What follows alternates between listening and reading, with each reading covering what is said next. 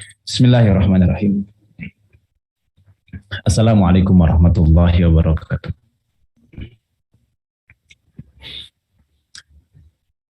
Alhamdulillahirabbil alamin. Alhamdulillahilladzi khalaqal insana wa 'allamahul bayan. Asyhadu an la ilaha illallah wahdahu la syarika lahul karimul mannan wa asyhadu anna Muhammadan abduhu wa rasuluhul mab'utsu bi asrafil adyan. Allahumma shalli ala sayidina Muhammad wa ala ali sayidina Muhammad fil alamin innaka Hamidum Majid. Rabbi shrah li sadri wa yassir li amri wa hlul 'uqdatam min lisani yafqahu qawli amma ba'd. Ayyuhal hadirun ittaqullaha haqqa tuqatih wa la tamutunna illa wa antum muslimun. Alhamdulillah, ikhwan dan akhwat, Bapak Ibu hadirin dan hadirat yang dirahmati Allah Subhanahu wa taala. Pada pagi hari ini kembali kita bisa berjumpa dalam keadaan iman Islam, dalam keadaan sehat walafiat, dalam keadaan nikmat ilmu, dalam keadaan kelapangan waktu. Alhamdulillah, ini semua adalah nikmat yang Allah anugerahkan kepada kita semua. Mudah-mudahan kita bisa merawatnya dengan rasa syukur pada Allah Subhanahu wa taala. Salawat dan salam keselamatan senantiasa kita sampaikan kepada baginda Muhammad sallallahu alaihi wasallam, keluarga, sahabat, dan kepada seluruh umatnya hingga akhir zaman. Ayuhal ikhwah, pada pagi hari ini insyaallah kita akan kembali melanjutkan kajian hadis dari kitab Syarah Hadis Arba'in Nawawi karya yang dinisbatkan kepada Imam Ibnu Daqiqil Aid rahimahullahu ta'ala, ya, yakni Syarah Hadis Arba'in yang ringkas, padat, namun memiliki kedalaman dan fokus yang sangat baik. Insya Allah kita akan mengkaji kitab ini, karya dari Ibnu Daqiqil Aid, menurut informasi yang masyhur, ya. Tapi menurut penelitian para muhakkik sebenarnya naskah ini tidak dinisbatkan kepada Imam Ibnu Daqiqil Aid sebagaimana yang sudah kita bahas di pertemuan yang pertama di minggu yang lalu. Bagaimana muskilah berkaitan dengan penisbatan dari naskah ini. Ini karya siapa?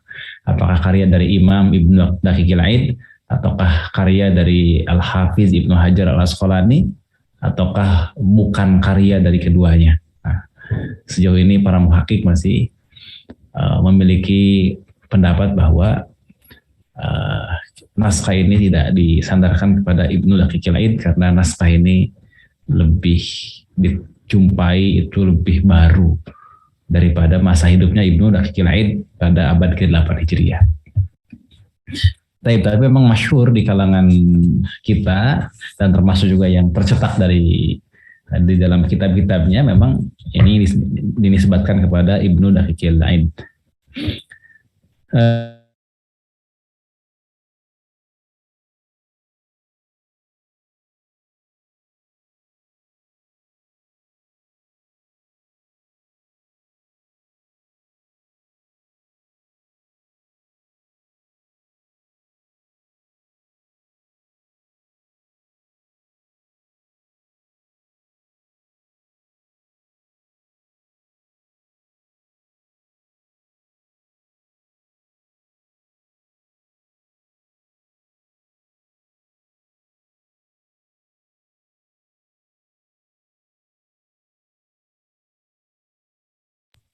Assalamualaikum Ustaz. Mungkin ada sedikit gangguan ya.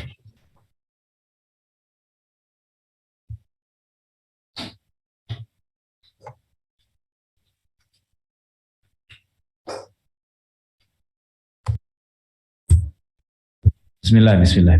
Oh, tadi kepotong. Hafan. Potong Ustaz. Ya, jadi kita akan mengkaji kitab yang dinisbatkan kepada Ibnu Daqiqil Aid, ya. Dan ini masyhur dinisbatkan kepada beliau, meski para muhakkik itu meragukan bahwa ini naskah yang dinisbatkan kepada beliau karena lebih barunya naskah ini, ya. daripada masa hidupnya Imam Ibnu Daqiqil Id. Bahasannya sudah kita bahas di minggu yang lalu insya Allah. Sekarang kita akan masuk di hadis yang pertama. Silahkan dibuka kitabnya untuk mengkaji hadis yang pertama. Metode kita adalah kita akan baca dan kita akan berikan kita akan berikan ta'aliknya, akan berikan penjelasan singkatnya. Jadi kita tidak akan terjemahkan, karena kalau kita terjemahkan itu akan membutuhkan waktu yang sangat lama ya. Baca, terjemah, baru syarah. Metode kita supaya lebih sederhana, kita baca dan kemudian kita akan jelaskan dengan penjelasan yang singkat insya Allah. Itu ya metode yang kita akan gunakan. Baik, silakan dibuka kitabnya. Ini adalah kitab yang masyhur sekali ya, Syarah Hadis Arba'in. Hanya memang yang mensyarah hadis ini kan banyak, ya, yang mensyarah kitab ini banyak. Jadi bukan hanya Ibnu Daqiqil Id, tetapi juga ulama-ulama yang lain juga banyak yang mensyarah hadis Arba'in. Kita pilih kitab ini karena ringkas, padat, dan insya Allah memiliki kedalaman makna yang sangat baik. Dan 42 hadis arba'in yang disusun oleh Imam An-Nawawi itu merupakan intisari dari apa yang disebut dengan Islam ya. Begitulah kata para ulama. Jadi para ulama ketika mengomentari 42 hadis yang dihimpun oleh Imam An-Nawawi itu semuanya adalah merupakan intisari dari Islam. Yakni lebih kepada bagaimana mengarahkan hidup dari seorang muslim. Ini pondasi akidah, pondasi akhlak, pondasi syariat, ya. Kemudian juga beberapa hukum-hukum lain yang memang dicantumkan, ya, di dalam hadis yang dihimpun oleh beliau, dan itu mewakili apa yang disebut dengan akidah, kemudian syariah, termasuk akhlak di dalamnya. Sehingga tidak berlebihan ketika dikatakan bahwa kumpulan hadis ini adalah merupakan intisari dari ajaran Islam. Insyaallah kita akan coba mengkajinya satu demi satu. Muqaddimah sudah kita baca. Muqaddimah ini menggambarkan tentang manhaj dari Imam An-Nawawi rahimahullahu taala dalam menyusun hadis arba'in. Ya, sudah kita bahas di minggu yang lalu. Insyaallah kita sekarang akan masuk di hadis yang pertama. Ya. Ini hadis yang pertama. Bismillahirrahmanirrahim. Qala al-mu'allif rahimahullahu taala wa nafa'ana bihi wa bi ulumihi wa bi ulumikum fi darain amin ya rabbal alamin. Al-hadisul awwal. Innamal a'malu binniyat. An Amiril Mu'minin Abi Hafsin Umar bin Al-Khattab radhiyallahu taala anhu qala sami'tu Rasulullah sallallahu alaihi wasallam yaqulu innamal a'malu binniyati wa innamal likulli imri'in ma nawa faman kanat hijratuhu ila Allahi wa rasulih fa hijratuhu ila Allahi wa rasulih faman kanat hijratuhu ilad dunya yusibuha aw imra'atin yankihuha fa hijratuhu ila ma hajara ilaihi.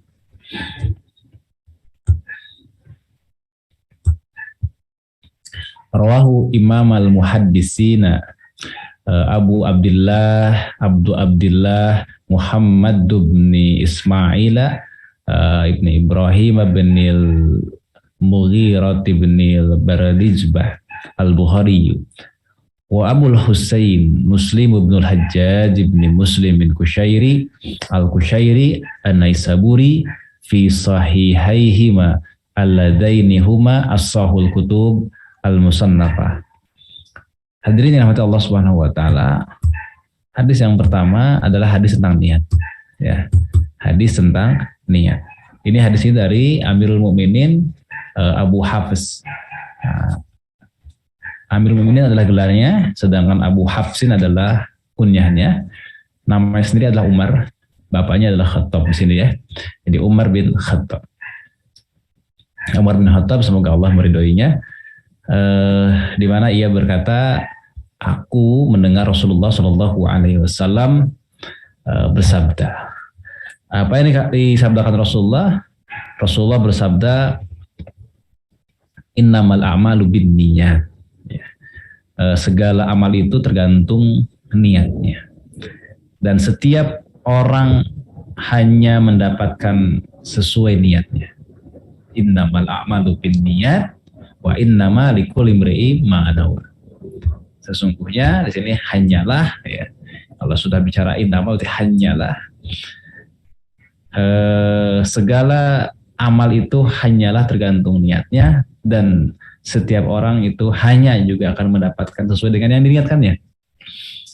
Karena siapa yang hijrahnya kepada Rasul dan kepada Allah dan Rasulnya, maka hijrahnya itu itu adalah kepada Rasul dan kepada Allah dan Rasulnya. Barang siapa yang hijrahnya itu karena karena dunia, ya, kesenangan dunia, atau karena seorang wanita yang hendak dinikahinya, maka hijrahnya itu kepada apa yang ia tuju tersebut. Nah, jadi ini dengan jelas, ya, di sini bercerita berkaitan dengan niat. Bahwa segala amal itu tergantung pada niatnya, dan segala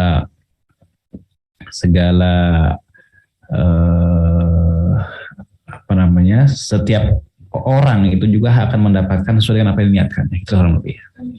Di setiap amal, ya, itu hanya tergantung pada niatnya, dan setiap individu atau setiap orang itu hanyalah tergantung apa yang dia niatkannya. Nah, hadis ini adalah terkait dengan asbabul wurudnya, terkait dengan salah seorang sahabat yang hijrah dari Mekah ke Madinah, namun memiliki motif untuk menikahi seorang perempuan, ya, untuk menikahi seorang perempuan yang nanti akan disebutkan namanya adalah Ummu Qais. Makanya sahabat ini dijuluki sebagai muhajir, ya, Ummu Qais, ya, karena dia pindah atau hijrah dari Makkah ke Madinah untuk mengejar salah seorang perempuan yang hendak dinikahinya, gitu. Maka dikatakan barang siapa yang hijrah kepada Allah dan Rasulnya, maka hijrahnya itu untuk Allah dan Rasulnya. Jadi dia akan mendapatkan pahala karena dia hijrah berdasarkan motif karena Allah dan Rasulnya. Kemudian barang siapa yang hijrahnya karena dunia yang ingin dia miliki atau ingin dia kuasai atau yang ingin dia rasakan, yakni kesenangan-kesenangan dunia, atau perempuan yang hendak ia nikahi, maka hijrahnya itu untuk apa yang ia tuju tersebut, yakni dia akan mendapatkan dunia atau ia akan mendapatkan perempuan tersebut, namun dia tidak akan mendapatkan pahala, ya, dari hijrahnya tersebut. Nah, itu kurang lebih. Nah, hadis ini wabillahi dan Allah Subhanahu wa taala, dikatakan di sini rawahu Imam al-Hadisin. Ya, jadi hadis ini adalah karya dari dua imam muhaddis. Dua imam muhaddis, siapa itu? Yakni Abu Abdullah Muhammad bin Ismail bin Ibrahim bin Al-Mughirah bin Bardijbah Al-Bukhari, atau masyhur dikenal dengan nama Imam Al-Bukhari. Kemudian yang kedua, imam hadis yang kedua adalah Abul Husain Muslim bin Al-Hajjaj bin Muslim Al-Qushairi An-Naisaburi, yang kemudian dikenal masyhur dengan sebutan Imam Muslim.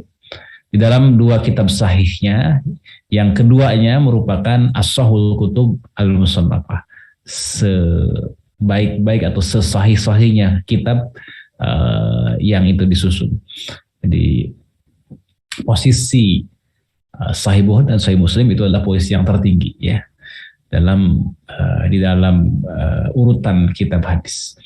Jadi keduanya adalah menduduki kedudukan yang tertinggi dalam martabat atau dalam urutan kesahihan sebuah kitab. Makanya dikatakan di sini As-Sahihul Kutub Al-Musannafah, ya, kitab hadis yang paling sahih, gitu.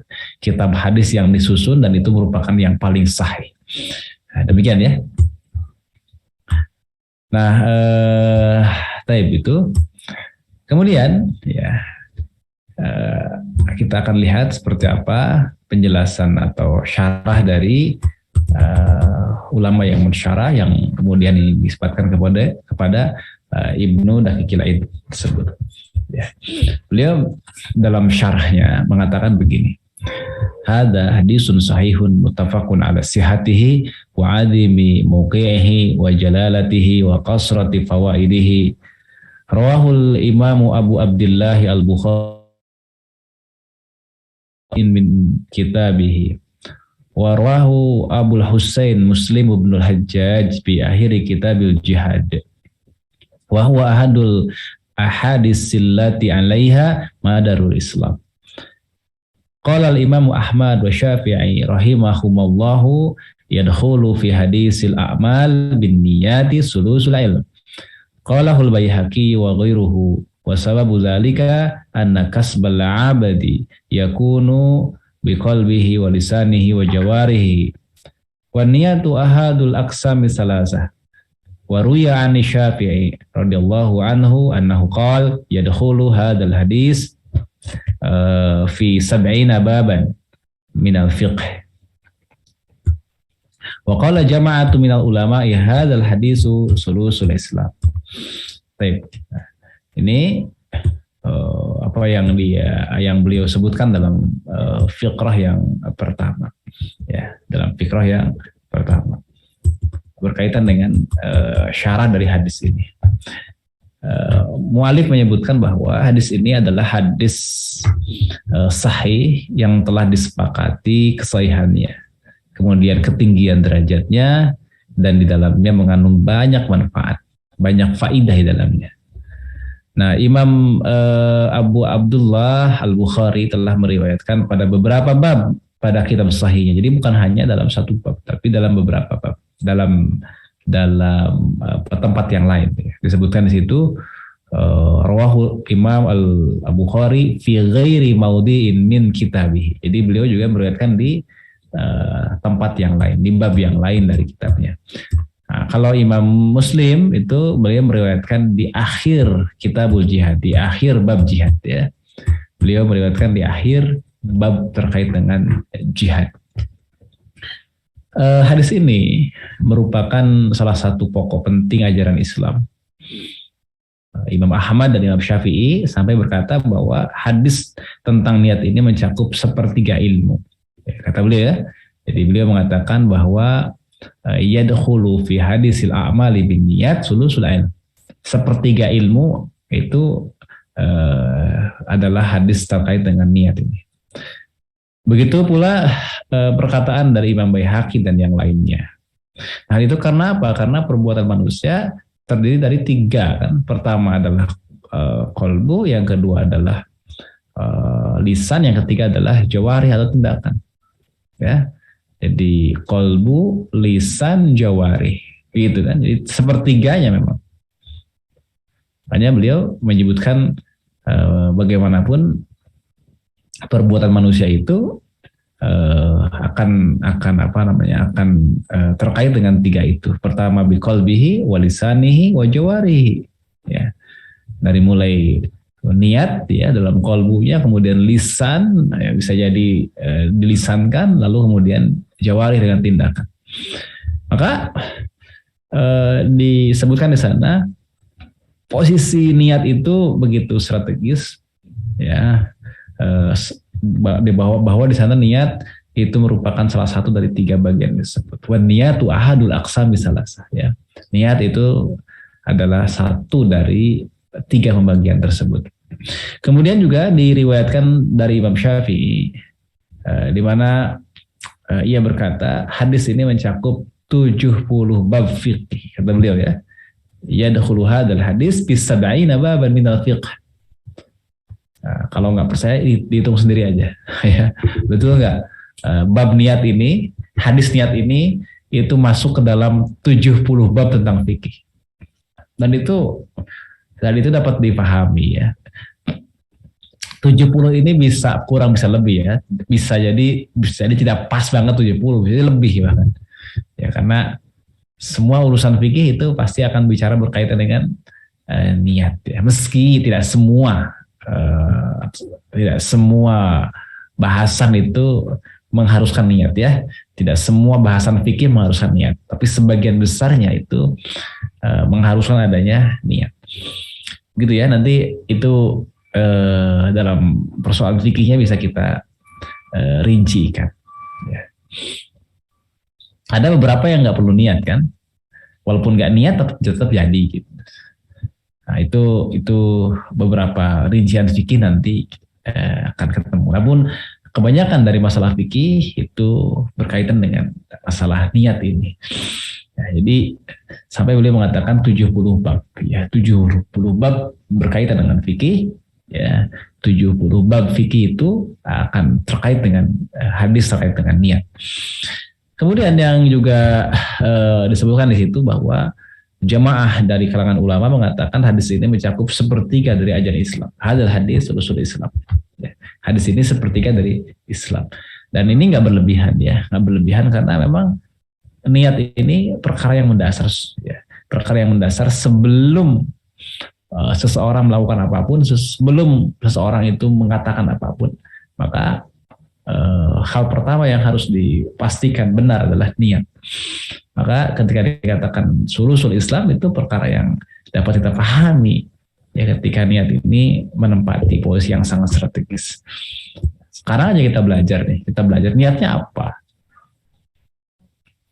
Nanti niat itu gini ya, itu ada niat yang merupakan syarat sah dari sebuah aktivitas ibadah, ada yang bukan merupakan syarat sah namun akan menjadi penentu pahala yang dia dapatkan gitu ya.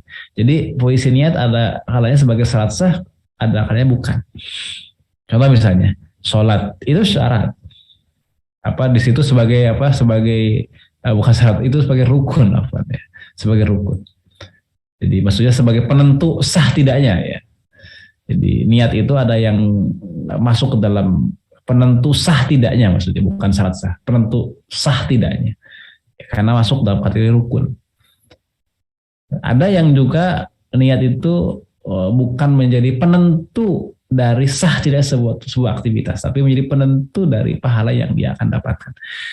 Itu dua hal yang berbeda ya hadirin ya.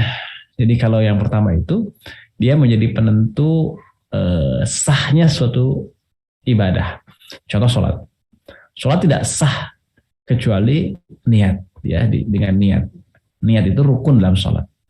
Wudhu, toharoh ya, semua toharoh. Wudhu contohnya, itu tidak sah kecuali dengan niat. Ya, karena apa? Karena niat itulah rukun. Termasuk mandi misalnya. Mandi itu, mandi wajib tidak sah kecuali dengan niat. Gitu. Kenapa? Karena niat itu rukun. Jadi posisi niat kadang-kadang sebagai rukun. Maka dia menjadi penentu sahnya sebuah aktivitas. Yang kedua, niat itu bukan sebagai penentu sahnya suatu aktivitas, dia bukan rukun ya. Tetapi niat itu akan menjadi penentu balasan yang dia akan dapatkan. Ya, balasan yang ia akan dapatkan. Apa niatnya? Kayak belajar, dia belajar. Gitu. Di dalam belajar niat itu bukan rukun dalam belajar, karena belajar itu nggak butuh niat sebagai rukun ya, sebagai rukun nih harus dipahami. Jadi belajar itu tidak butuh rukun berupa niat, karena dia bukan ibadah kan. Tetapi belajar itu membutuhkan niat, ya, mengharuskan adanya niat dalam hal apa? Dalam hal apa yang akan dia dapatkan, balasan apa yang dia akan dapatkan. Perlu niat. Betul ya. Niatnya baik maka dia akan mendapatkan kebaikan. Niatnya buruk maka dia akan mendapatkan keburukan begitu. Sebagai akibatnya itu. Orang yang belajar ilmu dengan angkuh, dengan sombong dan ingin menyombongkan diri, maka diazab oleh Allah kan. Ya, bukan mendapatkan kebaikan dari ilmu, tapi justru akan mendapatkan azab yang pedih dari sisi Allah Subhanahu Wa Taala.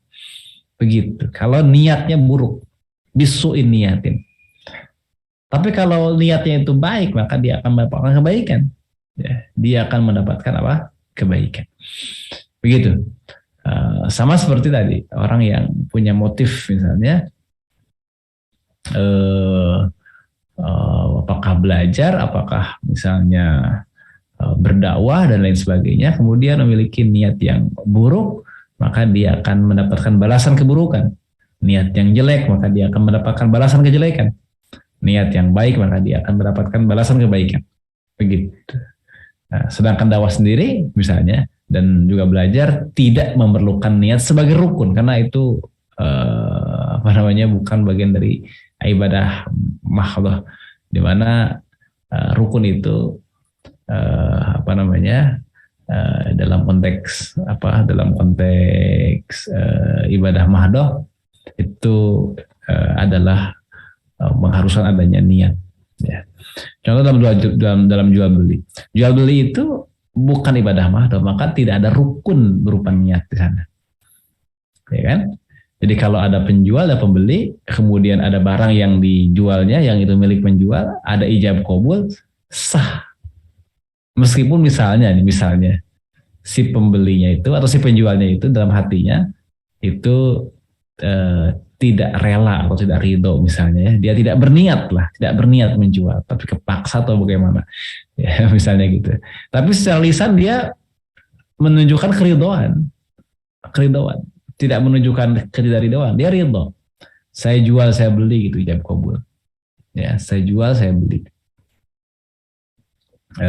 Ada ijab kabul, maka itu sah meskipun tadi tidak tidak tidak niat ya untuk menjual sebuah barang atau membeli sebuah barang, gitu ya. Jadi posisi niat di sana ada dua berarti sebagai penentu sah tidaknya sebuah aktivitas seperti halnya ibadah, dan yang kedua adalah posisi niat yang bukan penentu sah tidaknya sebuah aktivitas ibadah, namun penentu dari balasan yang ia akan dapatkan. Ya, begitu ya. Nah, itu dapat dijelaskan demikian. Nah, ini selanjutnya itu berkaitan dengan bagaimana dari sanad hadis ini bisa kita ingat kembali bahasan yang sudah kita bahas sebelumnya, itu berkaitan dengan apa? Berkaitan dengan sanad ya. Berkaitan dengan apa? Berkaitan dengan sanad. Nah, jadi fikrah berikutnya mana? Nah, ya. Dikatakan di sini wastahabal ulama'u an tustaftahal musannafat bihadzal hadis wa mimman ibtida'u bihi fi awwali kitabihi al-Imam Abu Abdullah Al-Bukhari wa qala Abdurrahman ibn Mahdi yanbaghi likulli man sanafa kitaban ayyabtadi fihi bihadzal hadis tanbihan li an tashihin niyat. Sebelum masuk ke sana ya, ini masih ada bahasan tambahan ya sebelum nanti masuk ke pembahasan tentang kajian sanadnya. Katanya para ulama itu menyukai ya memulai karya-karya atau musannafat mereka dengan mengutip hadis ini. Di antara mereka yang memulai dengan hadis ini pada kitabnya adalah Imam Abu Abdullah Al-Bukhari. Abdurrahman bin Mahdi berkata, bagi setiap penulis kitab seyogianya memulai tulisannya dengan hadis ini untuk mengingatkan para pembacanya agar meluruskan niatnya. Nah, itu ya. Ya. Untuk mengingatkan para talib, ya, orang yang hendak mencari ilmu, ala tashihin niat, untuk meluruskan niat. Jadi kalau begitu posisi niat di sini menjadi sangat penting sekali ya. Bahkan para ulama dianjurkan memulai karangannya untuk mencantumkan hadis berkaitan dengan niat, menjadi peringatan bagi penulisnya sebetulnya, termasuk juga peringatan bagi pembacanya. Begitu. Nah, hanya saja di sini posisi niat adalah berarti kalau dalam konteks misalnya pencari ilmu atau pembaca kitab, posisi niat adalah sebagai penentu balasan kan. Penentu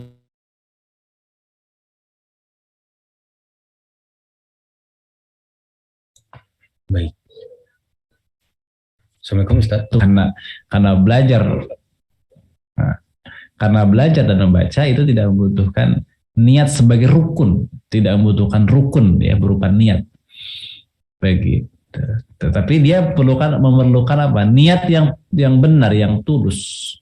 Ya, sahihnya niat, benarnya niat, lurusnya niat. Itu yang diperlukan oleh setiap muslim, termasuk ketika hendak dia membaca kitab atau dia belajar. Hanya membaca kitab dan belajar tadi tidak memerlukan niat sebagai rukun. Sebagai rukun. Tapi dia harus meluruskan niat sebagai balasan dari apa yang dilakukan. Ya. Nah, sekarang kita akan coba masuk ke aspek pengkajian dari sanad hadis ini. Beliau memberikan tanggapan sedikit berkaitan dengan kondisi sanad dari hadis ini. Beliau mengatakan begini, hadza hadisun masyhurun binisbati ila akhirih wa gharibun binisbati ila awwalihi. Li'annahu lam yarwihi 'ani Nabi sallallahu alaihi wasallam illa Umar bin Al-Khattab wa lam yarwihi an Umar illa Al-Qamah bin Abi Waqqas. Wa lam yarwi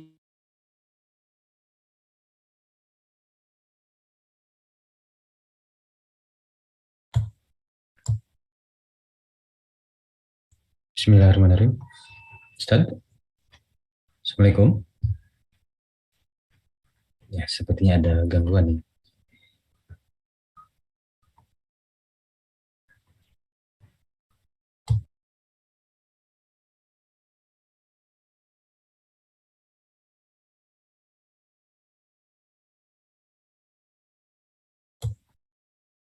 Iya, sepertinya ada gangguan ya di guru kita Ustadz Yuwana, koneksinya mungkin agak terganggu di luaran sana gitu ya. Baik, kita masih menantikan penjelasan selanjutnya dari guru kita Ustadz Yuwana Riantresna terkait ini ya, terkait keutamaan niatnya. Tadi luar biasa nih Masya Allah ya, menemukan ilmu baru bahwa di antaranya adalah pentingnya niat. Hadis tentang niat ini ternyata menurut Imam Syafi'i adalah sebagaimana sepertiganya ilmu ya. Kemudian juga tadi disampaikan juga menurut Imam Baihaqi bahwa seorang itu ya ketika dalam berbuat itu terdiri dalam 3 hal gitu ya. Kolbu, lisan, dan termasuk jawahirnya perbuatannya. Nah oleh karena itu ya wajar dianggap sepertiganya gitu ya. Pentingnya niat ini tuh ya. Kemudian yang selanjutnya adalah Imam Syafi'i sendiri menyampaikan bahwa hadis ini mengandung 70 bab dalam masalah fikih ya. Ini luar biasa. Kemudian sekelompok ulama juga, Jamiatul Ulama menyampaikan bahwa hadis ini sepertiga dari Islam. Hadis niat ini tuh. Nah ini saking pentingnya niat gitu ya. Luar biasa nih fadilah-fadilah atau keutamaannya terkait niat ini. Hadis ini dari sisi hadis dan niatnya. Baik, alhamdulillah bagi teman-teman yang ingin mendownload PDF-nya sudah kami lampirkan di Telegram Ngaji Subuh ya, sudah kami share di kolom chat. Baik, alhamdulillah Ustadz Yuwana sudah hadir kembali, mudah-mudahan lancar. Sudah bisa masuk Ustadz? Assalamualaikum. Sudah. Tadi kepotong sampai mana ya? Ya Allah. Lumayan ini Ustadz, kayaknya lumayan lama nih. Saya coba lihat lagi. Tadi sampai yang masyhur itu ya, masyhur ya. Hadza hadisun masyhurun itu. Iya. Wahada hadis, ya, wahada hadisun masyhur ya. Nah, dari situ. Baik. Ini entah kenapa nih ya, mohon dimaklum. Biasanya kalau jam segini bagus saja biasanya. Baik. Kita baca lagi. Mungkin tadi kepotong.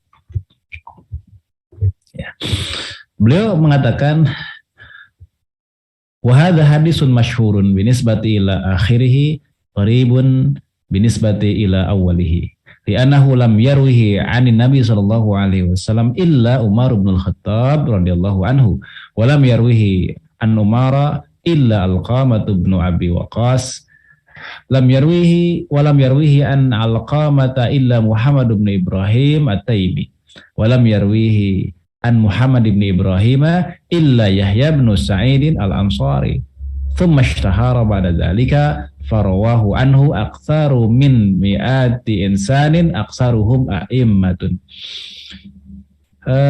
Ini adalah catatan beliau berkaitan dengan sanad hadis ini, ya.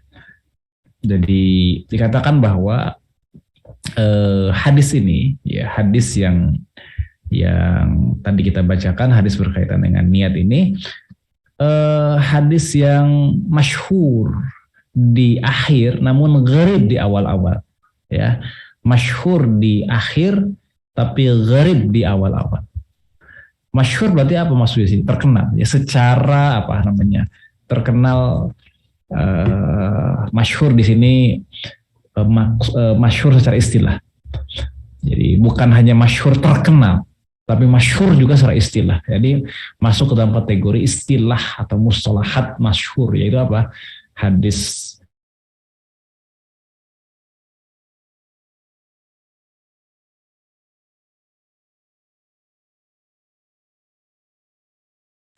Baik, sepertinya ada gangguan kembali.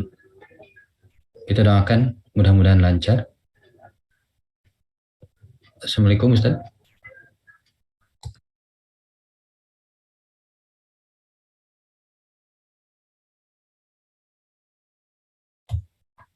Masya Allah ya.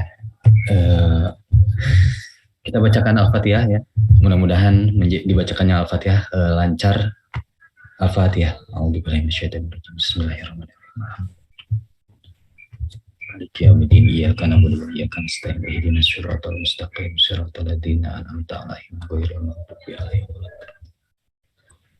Baik, mudah-mudahan guru kita kembali terkoneksi ya. Tidak ada gangguan. Assalamualaikum Ustaz. Waalaikumsalam warahmatullahi wabarakatuh. Aduh, ini tak kena.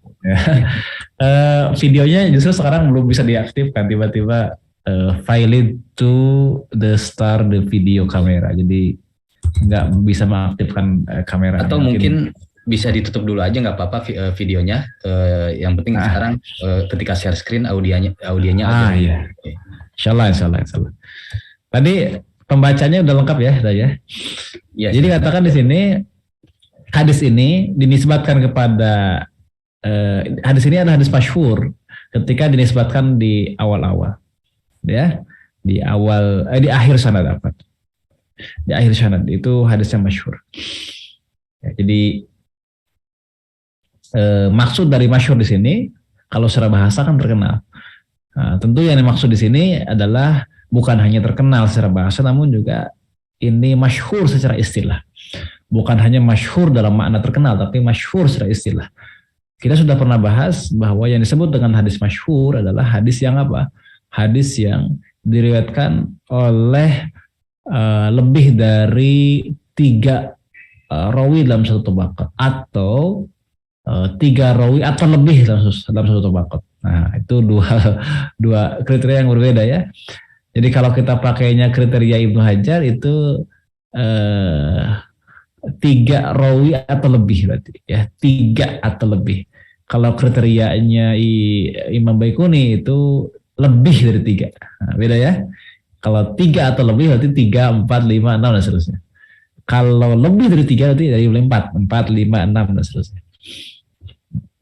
Jadi hadis ini diriwayatkan oleh lebih dari 3 atau 3 atau lebih rawi dalam satu tabaqat. Nah, makanya disebut masyhur. Tapi itu ini sebati ila akhirih, di akhir-akhir itu ya, di akhir-akhir. Kemudian hadis ini adalah gharib. Gharib itu secara bahasa asing ya. Namun yang dimaksud di sini secara istilah. Secara istilah hadis gharib itu adalah hadis yang diriwayatkan hanya oleh satu orang. Ya, rawi dalam satu tabaqat. Nah, kita udah mengenal istilah gharib, kemudian aziz, kemudian masyhur. Dalam standarnya Al-Hafidz Ibnu Hajar dalam kitab Nukhbatul Fikr yang baru kita khatamkan kemarin, yang disebut dengan hadis gharib adalah hadis yang diriwayatkan oleh satu orang, ya, satu orang rawi dalam satu tabaqat. Kalau aziz itu 2, kalau masyhur itu 3 atau lebih gitu ya. Jadi hadis ini masyhur diriwayatkan oleh 3 atau lebih ya, rawi dalam satu tabaqat, tapi di akhir-akhir itu. Sedangkan di awal-awal sanad gharib. Kenapa? Ini alasannya. Karena sungguhnya katanya lam yarwihi ani Nabi Shallallahu Alaihi Wasallam illa Umar, kecuali Umar. Ya, jadi tidak ada yang meriwayatkan hadis ini dari Nabi Shallallahu Alaihi Wasallam kecuali Umar. Illa Umar bin Al-Khattab radhiyallahu anhu. Jadi yang mendengar Rasulullah bersabda begini cuma seorang, yakni Umar bin Khattab. Berikutnya juga sama. Ya, walam yarwihi an Umar illa Alqamatu bin Abi Waqqas. Tidak ada yang mendengar hadis dari Umar ini kecuali Alqamah. Ya, kecuali siapa? Alqamah bin Abi Waqqas. Demikian juga berikutnya adalah tidak ada yang mendengar hadis dari Alqamah kecuali Muhammad bin Ibrahim At-Taimi. Ya, lam yarwihi an Alqamata illa Muhammad bin Ibrahim At-Taimi. Berikutnya juga lam yarwihi an Muhammad bin Ibrahim illa Yahya bin Sa'id al-Ansari. Tidak ada yang mendengar dari Ibrahim, ya, dari Muhammad bin Ibrahim kecuali Yahya bin Sa'id al-Ansari. Nah, baru setelah itu dikatakan summashtahara, kemudian masyhur, ya, ba'da zalika, setelah itu. Dikatakan di sini farawahu anhu aksaru min mi'ati insanin aksaruhum a'immah. Setelah itu baru masyhur, ya, masyhur. Diriwayatkan oleh banyak, di sini katakan lebih dari 200 katanya.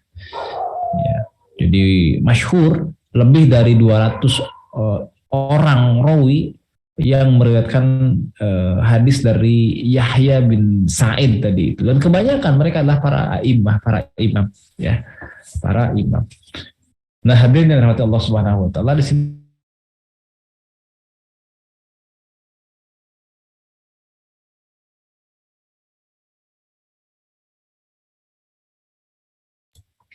Baik, ini sepertinya ada gangguan kembali. Mudah-mudahan teman-teman bersabar ya dalam menyimak kajian ini, meskipun ada beberapa kali gangguan, tapi mudah-mudahan tidak mengurangi semangat ya, keberkahan juga di majelis ini, majelis virtual ini. Nanti teman-teman bisa mengulang, dan tentu saja kami harapkan semuanya nanti sama-sama pegang kitabnya ya. Sangat minimal sekali PDF ya, sangat minimal sekali. Alhamdulillah guru kita sudah kembali hadir. Insyaallah. Ini kenapa nggak tahu nih, gangguan terus. Biasanya celah aja ya Ustaz Subyadi ya. kalau atau mau di-share di sini atau bagaimana Ustaz? Apa-apa. Nggak di sini. Ya. Jadi demikian ya, hadis ini masyhur di akhir-akhir. Jadi setelah siapa tadi? Setelah Yahya bin Sa'id al-Ansari, masyhur. Dari mulai Yahya bin Sa'id al-Ansari sampai ke atas, sampai Umar bin Khattab, itu gharib. Artinya apa? Menyendiri. Gharib di sini para rawinya menyendiri dalam periwayatan. Misal, tidak ada yang mendengar hadis ini dari Rasulullah kecuali Umar bin Khattab. Tadi ya. Kemudian tidak ada yang mendengar hadis dari Umar bin Khattab kecuali Alqamah. Tidak ada yang mendengar dari Alqamah kecuali siapa? Muhammad bin Ibrahim At-Taimi. Tidak ada yang mendengar dari Muhammad bin Ibrahim kecuali Yahya bin Sa'id al-Ansari, ya. Jadi ada berapa itu? 1 Umar, 2 Alqamah, 3 Muhammad bin Ibrahim, 4 Yahya bin Sa'id al-Ansari. Jadi ada 4, ya, 4 rawi di tabaqat yang berbeda tadi itu yang meriwayatkan secara menyendiri, itu yang disebut dengan gharib, sampai 4. Ya, baru setelah rawi Yahya bin Sa'id al-Ansari itu masyhur, ya, diriwayatkan oleh lebih dari 2 rawi atau 3 rawi atau lebih, ya, dalam satu tabaqat. Lebih dari 2 itu sama dengan 3 atau lebih, kan? Dalam satu tabaqat yang disebut dengan hadis masyhur itu. Ya, sebagaimana yang sudah kita sebutkan sebelumnya. Bahkan bukan hanya lebih dari 2, ya, bukan hanya 3 atau lebih, tapi lebih dari 200 secara faktanya ini. 200, ini luar biasa ya. Kalau begitu masuk mutawatir enggak? Ya kan sudah kita bahas mutawatir itu harus mutawatir dari awal. Dari awal sejak tabaqat sahabat terus ke bawah gitu, itu harus banyak orang itu baru mutawatir. Kalau ini kan nggak disebut mutawatir. Kenapa? Karena di tabaqat awalnya justru apa namanya gharib ya. Di tabaqat akhir justru yang banyaknya. Walaupun di sini katakan lebih dari 200 ya rawi yang meriwayatkan hadis ini, dan kebanyakan dari mereka adalah kalangan a'immah, kalangan para imam. Tetap tidak bisa menaikkan menjadi hadis mutawatir karena kegoriban sampai ke berapa tadi 4 tabaqat ya. Kegoriban sampai 4 tabaqat. Ya, gharibnya Umar bin Khattab, gharibnya Alqamah, gharibnya siapa? Alqamah, kemudian gharibnya Muhammad bin Ibrahim At-Taimi, dan gharibnya Yahya bin Sa'id Al-Ansari. Ini mengingatkan kembali kepada bahasan yang sudah lalu ya. Tentang apa? Tentang mustalah hadis, terutama dalam konteks sanad. Ya, ada istilah hadis gharib, ada istilah hadis masyhur ya, dan yang diriwayatkan oleh 2 orang rawi dalam satu tabaqat namanya hadis aziz, gharib, aziz, masyhur kan gitu ya. Itu semuanya masih dalam cakupan hadis ahad ya. Baik itu gharib, aziz, masyhur, semuanya adalah dalam cakupan hadis ahad. Baik, sekarang kita akan masuk ke aspek matannya. Beliau melanjutkan dalam kitab ini. Qal walabdatu innama lil hasri tusbitul mazkur wa tanfi ma'adahu wa hiya taratan taqtadil hasra al mutlaqa wa taratan taqtadi hasran mahsusan wa yafhamu dzalika bil qara'in ka qoulihi ta'ala a'udzu billahi minasyaitonir rajim innama anta munzir fa zahiruhu al hasru wa nazara war rasul la yanhasiru fi dzalika bal lahu awsafun katsiratun jamilah kal bisyarati wa ghairiha wa kadzalika qauluhu ta'ala a'udzu billahi minasyaitonir rajim innamal hayatud dunya la'ib wa la'ibu wa lahu fadhahiruhu wallahu a'lam al hasru bi i'tibari man atharaha wa amma binisbati ila ma fi nafsil amri faqad takunu sababan ilal khairat wa yakunu dzalika min babit taghlib ya, min babit taghlib. Nah, kita lanjutkan. Kemudian beliau melanjutkan begini ya, setelah mengatakan bahwa wa yakunu dzalika min babit taghlib fa idza waradat hadhihi lafzatu fa'tabirha fa inna dzal siyaq wal maqsudu min kalami 'ala al-hasri fi syai'in mahsusin faqul bih wa illa fahmil asra 'ala al-itlaq wa min hadza qoulihi sallallahu alaihi wasallam innamal a'malu binniyat wal muradu bil a'mal al-a'mal asy-syar'iyyah. Hadirin yang dirahmati Allah Subhanahu wa taala, di penjelasan selanjutnya ini ya, yang beliau sampaikan bahwa ungkapan innama, lafaz innama atau kata innama itu adalah lil hasr, bermakna untuk pembatasan, jadi hanya ya, yang artinya adalah hanya, lil hasr, membatasi, yaitu menetapkan sesuatu yang disebut ya, dan mengingkari selain yang disebut itu. Jadi menetapkan yang disebut dan mengingkari ya selain yang disebut itu. Jadi itu kan hasr itu begitu, hasr ya. Jadi itulah yang disebut pembatasan atau penghanyaan. Nah, jadi hanya tersebut kadang dimaksudkan sebagai pengecualian secara mutlak, dan terkadang katanya dimaksudkan sebagai pengecualian yang terbatas. Nah, ya. Jadi innama di sana atau hasr di situ kadang-kadang tadi taratan taqtadil hasr al mutlak, kadang-kadang pembatasan mutlak, Wa taratan taqtadi hasran mahsusun. Kadang-kadang juga bermakna pengecualian secara terbatas. Untuk membedakan antara kedua pengertian ini dapat diketahui dari susunan kalimatnya. Misal, ya, pada firman Allah Subhanahu wa taala, innama anta munzir.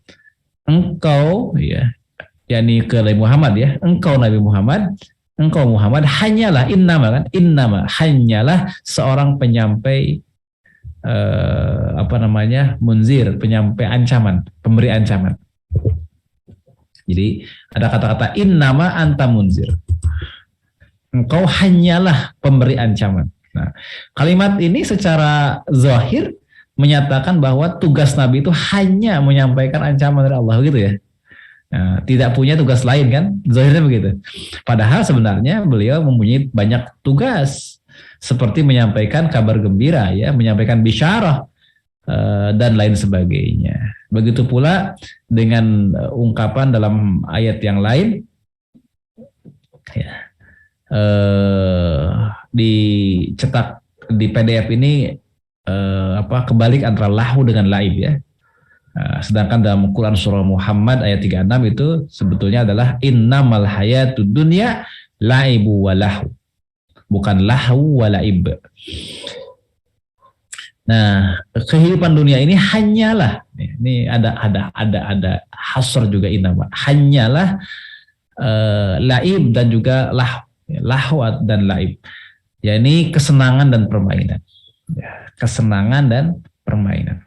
Nah, kalimat tersebut secara sepintas di sini katakan, ya, atau secara zahir gitu, secara zahir wallahu alam kata beliau, menunjukkan bahwa pembatasan tersebut berkenaan dengan akibat atau dampaknya, ya, yakni tentang akibatnya atau dampaknya, asar, ya. Jadi adapun bila dikaitkan dengan dengan hakikat kehidupan dunia, maka ada kalanya kehidupan dunia ini menjadi wahana untuk berbuat khair, ya, khairat, kebajikan. Disebutkan kesenangan dan permainan sebagai sifat kehidupan dunia adalah untuk menyatakan keadaan pada umumnya, pada ghalibnya, pada umumnya. Artinya kebanyakan manusia hidup di dunia hanya untuk bersenang-senang dan bermain-main, untuk dan laib, ya. Begitu. Nah, lebih kurang demikian, ya. Jadi innama itu tidak mesti dimaknai hasr secara mutlak, tapi bisa juga dimaknai tadi untuk ini tertentu, ya, untuk terbatas, ya, pada kasus tertentu, tidak pengecualian atau pembatasan secara mutlak. Nah, itu, ya.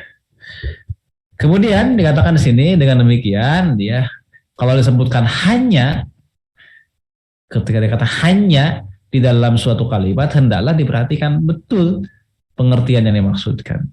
Jika dari susunan kalimatnya menunjukkan arti pengecualian secara khusus, maka harus dipakai dalam pengertian itu. Misalnya kalau maknanya khusus. Akan tetapi jika tidak ada tanda-tanda yang menunjukkan adanya pengecualian khusus, maka hendaklah dipakai pengertian pembatasan atau hasr secara umum atau mutlak, gitu kan. Jadi kalau ada tanda-tanda bahwa ini bukan pengkhususan yang sifatnya mutlak, maka berarti terbatas, gitu. Jadi tadi misalnya Rasul itu hanyalah sebagai munzir, tidak demikian, karena Rasul juga pemberi kabar gembira, bukan hanya pemberi kabar ancaman, pemberi peringatan atau ancaman, gitu. Jadi di situ berarti innama di sana tidak dapat dimaknai sebagai pengkhususan atau penghanyaan atau pembatasan secara mutlak, ya, karena ada tugas Nabi yang lain yang juga banyak. Demikian juga dengan bahwa dunia ini hanyalah sebagai permainan, ya, atau senang-senang dan permainan itu pada umumnya, padahal faktanya kan enggak juga, itu enggak seluruhnya begitu, tapi kebanyakan manusia demikian. Nah, itu jadi ada maksud, ya, dari innama itu bisa bermakna demikian. Nah, itulah ya. Nah, kemudian dikatakan di situ bahwa eh, pada hadis ini kalimat segala amal hanya menurut niatnya, innamal a'malu bin niat, ya. Yang dimaksud dengan amal di sini adalah semua amal yang dibenarkan oleh syariat, ya. Jadi yang maksudlah al-a'malu syariah, ya, al-a'malu syariah, amal yang dibenarkan oleh syariat. Nah, baik. Berikutnya di sini katakan wa ma'nahu la yu'taddu bil a'mali biduni niyati mislul wudu wal ghusl wat tayammum wa kadzalika as-salatu waz zakatu was shaum wal hajj wal i'tikaf was sairul ibadat fa amma izalatun najasati fala tahtaju ila niyatin li annaha min babit tark wa tark la yahtaju ila niyyah wa dhahaba jama'atun illa sihatil wudu'i wal ghusli bi ghairi niyatin. Wa fi qoulihi sallallahu alaihi wasallam innamal a'malu binniyat mahzufun wa ikhtalafa al ulama'u fi taqdirihi falladzina ishtaratu an-niyata qadaru sihhatul a'mali binniyati alladzina lam yashtarituha qadaru kamalil a'mali binniyat. Ya. Nah, maknanya atau maksudnya segala macam amal yang dibenarkan syariat yang dilakukan tanpa niat menjadi tidak bernilai apa-apa menurut agama. Seperti apa? Wudu.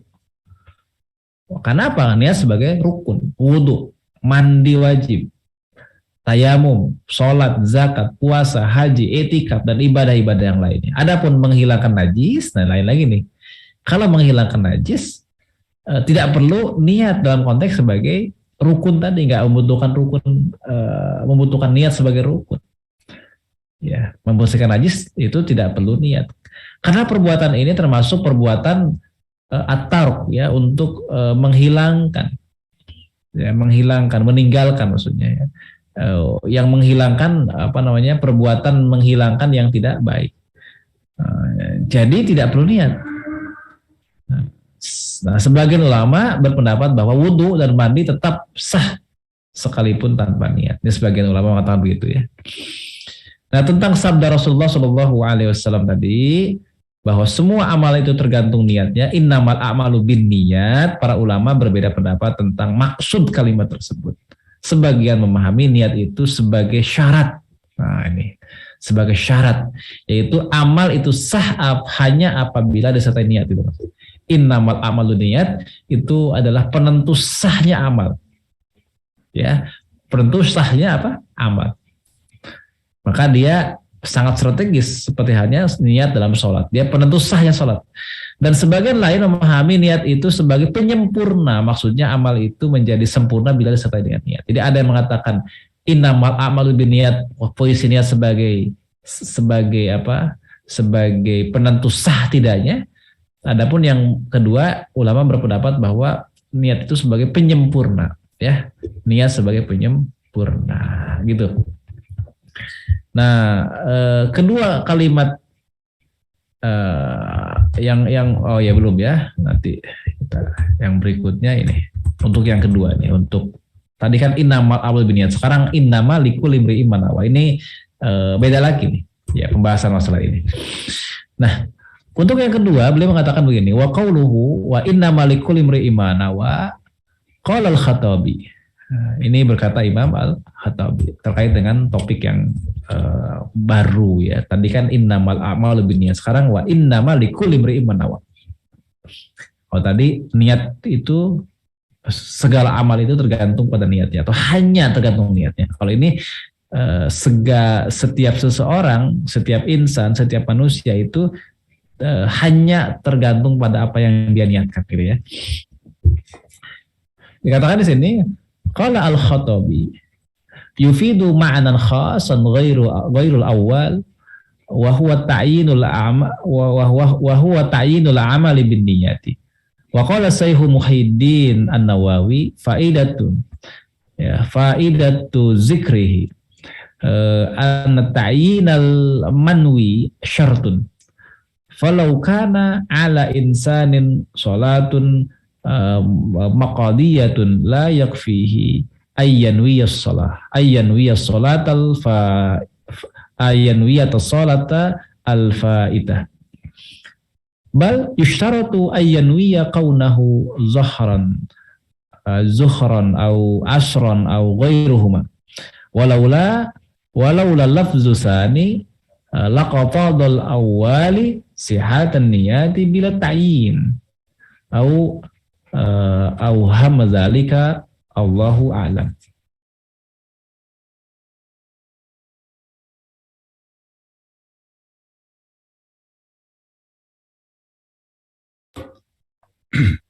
Baik, sepertinya terganggu kembali ya koneksi dengan guru kita Ustadz Yuwana. Mudah-mudahan segera terhubung kembali dan lancar.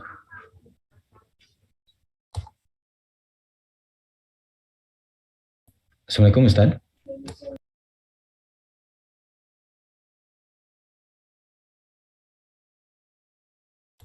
Ya baik, memang ada gangguan koneksi kembali. Nah, alhamdulillah sudah terhubung kembali insya Allah dengan guru kita Ustadz Yuwana Rian Tresna. Tadi baru sampai pembacaan ke wallahu a'lam gitu ya tadi saya lihat. Ya. Baik, bismillah lagi ya. Ini kembali videonya nggak bisa diaktifkan, tak apa-apa.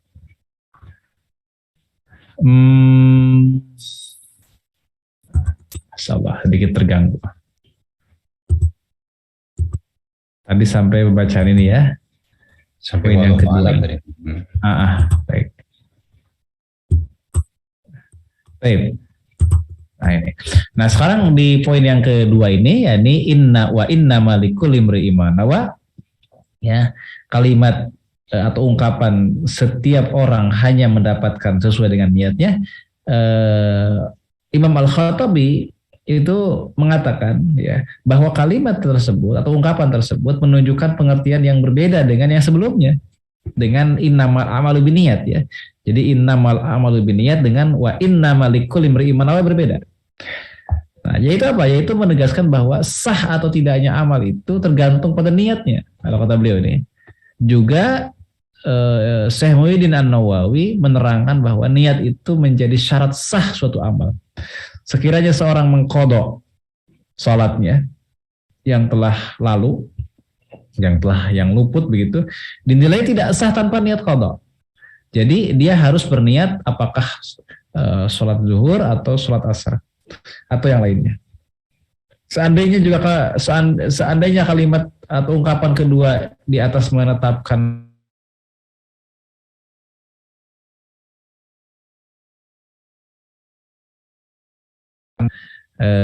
atau misalnya asal sudah berniat sholat. Nah, Allahu a'lam. Jadi poin yang kedua ini lebih spesifik, dia menjadi penentu dari sah tidak suatu amal, kata beliau. Nah, misal dalam konteks qadha itu harus disertai dengan niat. Dia tidak nilai sah tanpa niat qadha. Dan dia harus dia harus berniat apakah zuhur atau asar atau yang lainnya. Bukan hanya sekedar niat tapi menetapkan. Nah, begitu Pak ya. Memang di sini ada khilaf di kalangan para ulama ketika membahas innamal amalu binniyat dengan innamal likulli imri'in ma nawa itu ya. Kalau yang pertama tadi katakan ulama beda pendapat apakah innamal amalu binniyat itu berkaitan dengan sah tidaknya perbuatan ataukah bukan. Dan dua-duanya dapat dibenarkan. Artinya apa? Niat itu ada kalanya sebagai penentu sahnya suatu perbuatan, ada kalanya niat itu tidak menjadi penentu sahnya suatu perbuatan, tetapi menjadi penentu dari balasan yang dia akan dapatkan. Karena tidak semua perkara itu harus ada niat sebagai rukun kan? Nah, kalau bahasan yang kedua ini dikatakan di sini oleh Al-Khattabi bahwa ini menunjukkan bahwa niat sebagai penentu sahnya suatu perbuatan. Berarti dia sebagai penentu sah tidaknya suatu aktivitas. Dia sebagai rukun dan harus disebutkan secara jelas. Nah, baik, ini selesai. Kemudian yang terakhir, ya kita ambil ringkasnya saja. Kemudian yang terakhir di sini, wafilah. Yang terakhir, wa qauluhu mana sekarang? Nah, ini. Wa qauluhu faman kanat hijratuhu ila Allah wa rasulih fa hijratuhu ila Allah wa rasulih. Ya. Kemudian kita masuk ke sini. Nah, ini. Ya, di halaman berikutnya. Al-mutaqarriru inda ahli al-arabiyyah anna syarata wal jazaa wal mubtada wal khabara wal mubtada wal khabara la budda ayataghayyara wa hahuna qad waqa'a al-ittihad wa jawabuhu wa man kanat hijratuhu ila Allah wa rasulih niyatan wa qasdan fa hijratuhu ila Allah wa rasulih hukman wa syar'an wa hadzal hadits warada fi sababin li'annahum naqalu anna rajulan hajara min Makkah ila al-Madinah liyatajawwaza imra'atan yuqalu laha Ummu Qais la yuridu bidzalika fadilatal hijrah fakana yuqalu lahu muhajiru Ummi Qais wallahu a'lam. Nah, disebutkan di situ ungkapan yang ketiga, yakni barang siapa yang hijrah kepada Allah dan Rasulnya maka hijrahnya itu untuk Allah dan Rasulnya. Menurut penetapan ahli bahasa Arab di situ bahwa kalimat syarat dan jawabnya begitu pula mubtada dan khobarnya haruslah berbeda, gitu ya.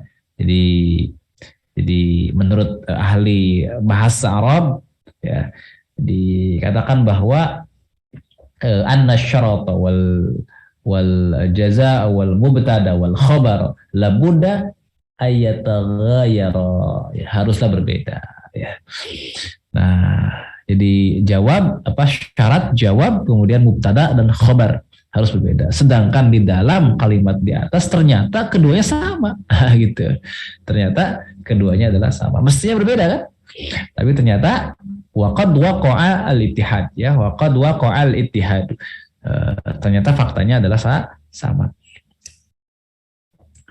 Karena itu kalimat syarat bermakna niat atau maksud baik secara bahasa maupun syariat. Maksudnya barang siapa berhijrah dengan niat karena Allah dan Rasulnya maka akan mendapatkan pahala dari hijrahnya kepada Allah dan Rasulnya. Hadis ini memang muncul karena suatu sebab, yaitu apa? Adanya seorang laki-laki yang ikut hijrah dari Makkah ke Madinah untuk menikahi seorang perempuan bernama Ummu Qais. Dia berhijrah tidak untuk mendapatkan pahala hijrah, ya, untuk tidak mendapatkan fadilah hijrah. Karena itu dia dijuluki sebagai muhajir Ummu Qais. Wallahu a'lam. Nah, itulah ya hadirin rahmat Allah Subhanahu wa taala, berkaitan dengan topik kita pada pagi hari ini. Jadi hadis pertama ini adalah tentang niat. Dan beliau bagi menjadi 3 bagian penting di situ. Pertama adalah lafaz innamal a'malu binniyat. Yang kedua adalah lafaz yang kedua adalah innamal likulli imri'in ma nawa. Yang ketiga adalah pembahasan berkaitan dengan hijrah, ya. Jadi orang yang hijrah namun tidak untuk mendapatkan pahala hijrah, yaitu ungkapan paman kanat hijratuhu ilallahi wa rasulih fa hijratuhu ilallahi wa rasulih.